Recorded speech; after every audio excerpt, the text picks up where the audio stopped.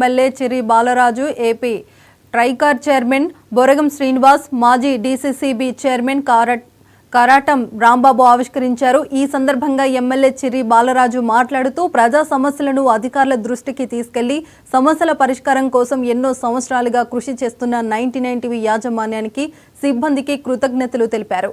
కూటమి అధికారంలోకి వచ్చిన 6 నెలల్లోనే అనేక అభివృద్ధి కార్యక్రమాలు చేయడం జరిగిందన్నారు.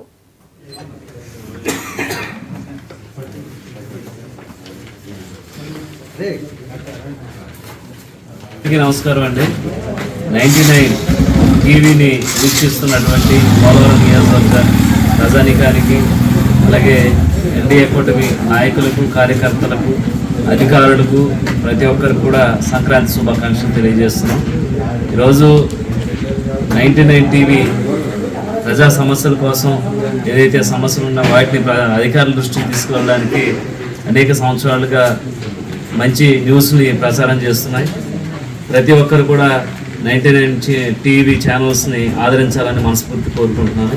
అలాగే ఈరోజు ఎన్డీఏ కూటమి వల్ల రాష్ట్రం అంతా కూడా సస్యశ్యామలంగా, అలాగే ఈరోజు పండగని చాలా ఆనందంగా జరుపుకునేటువంటి సందర్భాలు ఈరోజు చూస్తున్నాం.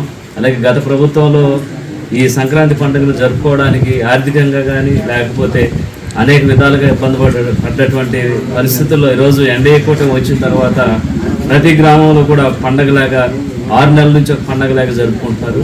తప్పకుండా ప్రజలందరూ కూడా విశ్వసించినట్లు రానున్న రోజుల్లో రాష్ట్రాన్ని, నియోజకవర్గాలను కూడా అభివృద్ధి పదంలో తీసుకువెళ్ళడానికి మా వంతుకు మేము కృషి చేయడానికి సిద్ధంగా ఉన్నాం. అలాగే పోలవరం నియోజకవర్గం ఉన్నటువంటి ప్రజలకి, అధికారులకి, ఎన్డీఏ కూటమి నాయకులకి శంషాబాద్ అంతర్జాతీయ విమానాశ్రయం